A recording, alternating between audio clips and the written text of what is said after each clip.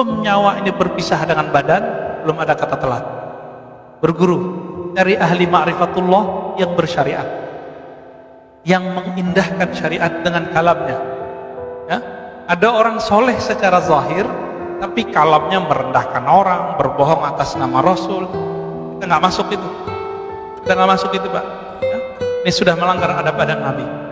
Nah, di sini bagian terakhir yang mau saya sampaikan.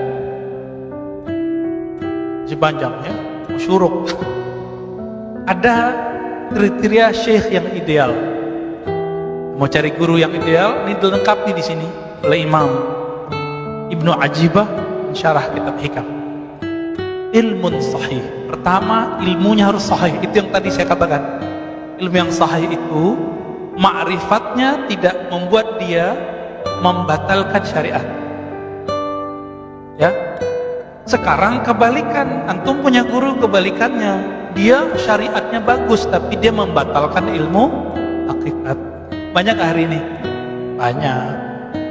Mulai dari yang mengingkari ilmu tasawuf, ilmu ma'rifat, yang memusuhi mereka, yang menzindik-zindikan mereka, itu banyak. Sampai yang berbohong atas nama mereka, banyak. Itu sama semua tuh. Gimana Pak? Jangan-jangan kita berguru sama mereka nih. Ya? Ini syariatnya oke, jadi ilmu syariatnya bagus, tapi ilmu hakikat dia batalkan. Ciri-cirinya sederhana, dia ngomong, gak ada tuh ilmu hakikat, gak ada tuh tarekat, gak ada tuh tasawuf zindik. Ini kalau udah ngomong begini ya salah ya. Jadi berarti ilmunya belum sahih. Sebaliknya, ma'rifatnya tinggi tapi dia mengingkari syariat, batal.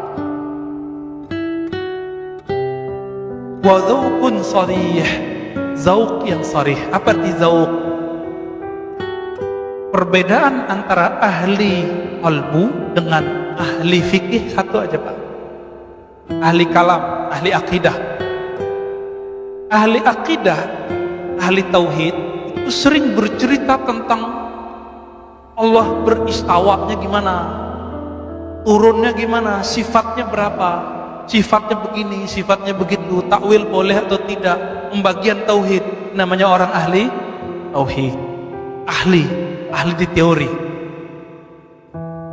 Tapi orang ini kebanyakan tidak merasakan kehadiran zat yang dia ceritakan.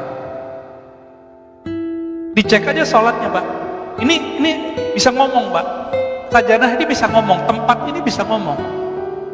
Apa kata Imam Yahya bin Mu'adz Ar-Razi, Imam Salafus Saleh, ahli kolbu itu bisa mencium harum semerbaknya kolbu para wali. Jika dia setelah menciumnya, dia akan mengejarnya, bekas-bekasnya terlihat. Sajadah ini bisa ngomong, siapa aja yang sholat di sini dia bisa ngomong. Kalau kolbu kita harum, kalau kolbu kita ada nur di situ, dia bisa cek siapa aja yang sholat di situ. Kenapa? Tempat-tempat di bumi dia bermunajat kepada Allah. Ya Allah, tolong buatlah atau takdirkanlah orang yang menginjakku pagi ini orang yang berzikir kepadamu. Ini jangan sembarangan Pak. Ini namanya apa nih Pak? Lantai ini batu apa namanya? Marmer. Batu marmer itu sebanyak ini batu marmer di dunia, ada yang jadi istana, ada yang di rumah, ada yang jadi masjid. Itu nggak sembarangan Allah pilih. Itu si batu dulu pernah berdoa tuh, karena batu itu ada spiritnya. Makanya Nabi ketika bersandar ke satu tiangnya menangis saat Nabi pindah ke mimbar. Kenapa? Di dalam tiang itu ada spirit yang Allah tiupkan juga di situ. Lalu Nabi ngomong, kamu pilih di surga. Kalau dia di surga, maka dia dikeluarkan spiritnya dari si kayu, dia dikembalikan ke spirit aslinya. Atau engkau tetap menjadi sandaran ke diri dia.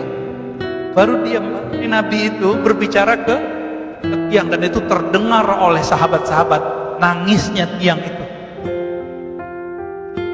Zauqun sarih, zauq yang sarih, zauq yang jelas. Perbedaannya cuma satu. Ahli qalbu merasakan Allah, sedangkan ahli akidah menteorikan Allah. Nah, di bab teori ini banyaklah orang salah menyalahkan ya. Seorang ustadz mengatakan apa? Akidah Asy'ariyah, orang belajar sifat 20 susah. Banyak Pak.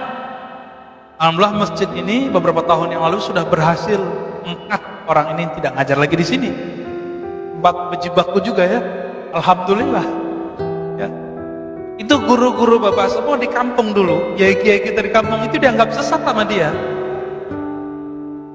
Dia minta ngaji di sini, tapi giliran ngajar kita dia nggak mau hadir. Ya kan? Nah, ini problem ini. Di zauknya nggak sorry, cerita tentang Allah tapi nggak merasakan.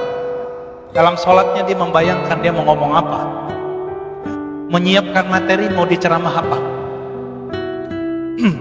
Orang-orang ini zauknya tidak sorry. Zauk yang sorry, lisannya membaca nama Allah, qalbunya merasakan yang punya nama, disebut dengan zauk yang sorry. Jadi lisannya dibenarkan oleh qalbunya seiring dengan lisannya, baru disebut zaukun sharih. Jadi nggak sandiwara. Ya banyak, saya udah ketemu banyak ahli zikir Pak yang pura-pura nangis depan muridnya juga ada. Ya sebelum ketemu dia basa-basain dulu matanya, kita lihat. Ya semenjak saat itu saya nggak mau lagi ikut kajian dia. Ya kita melihat kepalsuan itu ada. Orang mengira ini kesalahan ahli zikir kalau tidak berguru, atau berguru mentok ditinggalin gurunya. Ya kira puncak dari zikir nangis, enggak. Puncak dari zikir adalah ma'rifatul mazkur, mengenal siapa yang dizikirkan. Itu puncak dari zikir, bukan nangis. Ya, orang susah juga bisa nangis, orang kejepit kakinya juga bisa nangis. Ya, orang lagi ada masalah terus sholat nangis, apakah ma'rifatnya tinggi? Enggak. Jadi standar keimanan seseorang bukan karena dia bisa nangis. Karena nangis itu si iblis waktu goda Adam, dia nangis-nangis Pak. Gak nyampaikan ke kita riwayatnya? Iblis itu waktu goda Nabi Adam, dia nangis-nangis Pak. Jadi jangan terdaya oleh tangisan. Wala yaghurrannakum billahil gharur. Orang bawa-bawa nama Allah, bawa nama Rasul untuk menyentuh kalbu, tapi ternyata itu waswas syaitan. Ciri-cirinya itu dia berbohong atas nama Rasul Sallallahu Alaihi Wasallam. Ya aslinya gergetan Pak, ya, dengan orang yang berbohong nama Rasul itu. Cuma karena kita sudah dapat ilmu zikir, ilmu ma'rifat dari guru-guru kita, sudah kita nanggepinnya santai aja, gak tega sebenarnya. Ya. Kalau ahli hadis yang asli, ya Ali Mustafa dulu guru saya, itu ngisi di Selas TV nasional. Ada seorang ustadz membacakan hadis itu dhaif jiddan, sangat lemah, tapi populer. Ramadan awalnya rahmat, tengahnya maghfirah, akhirnya itqu minan nar. Dibacakan oleh si ustadz ini, dia nggak sowan dulu sama kiai. Udah jelas ada kiai minta izin kayak nanya dulu, Pak Kiai ini saya mau bacain hadis ini Bu, sahih apa enggak? Main baca-baca hadis aja. Inilah rahasianya. Kenapa ahli hadis mengatakan alla yuhadditsa bihadrati man huwa aula. Jangan kamu menyampaikan satu hadis berceramah, memberikan motivasi di depan orang yang lebih utama darimu. Kita tambahkan illa biizni, kecuali dengan izinnya, ridhonya. Bapak kalau lihat 2010 itu orang dibantai oleh Kiai Ali Mustafa Yaqub. Ya. Langsung diambil mic ditanya, "Kamu tahu enggak ini hadis riwayat siapa?" Ini sahih apa enggak? Si ustadznya bilang sahih, saya nggak ingat ya. Dia bilang sahih, saya ingat itu. Dibantai habis-habisan. Ini hadis dhaif jiddan. Riwayat Imam Ibnu Huzaimah meragukan kualitas hadis. Ente sampaikan ke manusia. Tapi manajernya nggak berani marah sama kiai ahli hadis. Galak duluan soalnya. Baik. Kemudian ada himmah aliyah. Si guru ini nggak boleh dia orangnya mudi. Mudi nggak Pak? Mut-mutan. Si guru ini karakter ketiganya semangatnya tinggi, langsung sampai kepada Allah.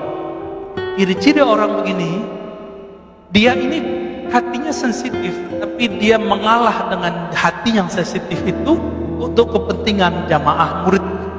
Jadi biarlah saya makan hati, yang penting jamaah saya nyampe kepada Allah. Bukan malah ngibulin jamaah. Ya. Dia mau berkorban untuk muridnya, berdoa untuk muridnya, siang malam dia mendoakan muridnya, melebihi dia mendoakan anaknya sendiri. Ini yang disebut himmah aliyah. Udah ketemu belum Pak guru begini? Mendoakan murid tiap hari. Orang tua aja cuma doain anaknya biar dapat rezeki yang banyak. Mana orang tua berdoa, ya Allah, kumpulkan kami bersama keluarga kami, anak-anak kami di surga. Lapangkan rezekinya, masukkan dia ke surga. Jarang kan yang doa begitu. Rata-rata berizki, hanya hidup rezeki doang. Kalau guru lebih dari itu, guru mendoakan, ya Allah, mudahkan hidup murid-muridku, kumpulkan kami bersama nabimu di surga. Guru Pak, yang disebut himmah aliyah, himmahnya gak cetek ya? Maka guru begini, dia punya akses syafaat.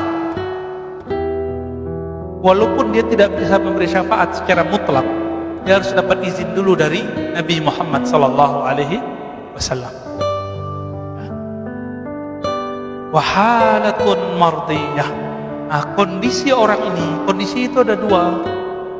Kondisi rohani, kondisi fisik. Kondisi di sini adalah kondisi rohani. Qalbunya hanya berisikan nama Allah, ma'rifatullah, bukan dunia. Ini yang disebut hal. Hal artinya perubahan-perubahan. Keadaan dia kalau berubah dari Allah Rasul, Allah Rasul, Allah Rasul, udah gitu aja.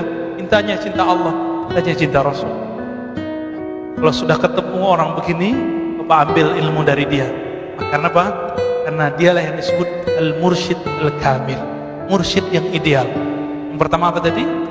Ilmunya sahih, syariat, tarekat, hakikat, ma'rifat. Tidak boleh bertentangan. Yang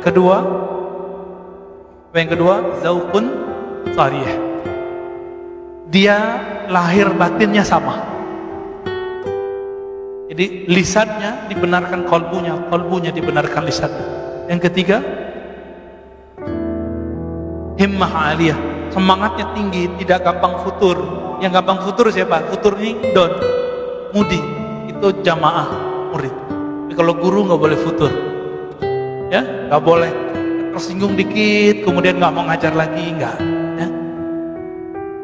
Yang keempat, Pak Mirwan senyum-senyum, kayaknya ada yang kena nih ya. Yang keempat, halnya mardiyah. Jadi dia kalau berubah, perubahannya selalu mengarah pada ridha Allah Subhanahu wa taala. Semoga kita bertemu dengan mereka. Semoga kita menjadi murid-murid mereka.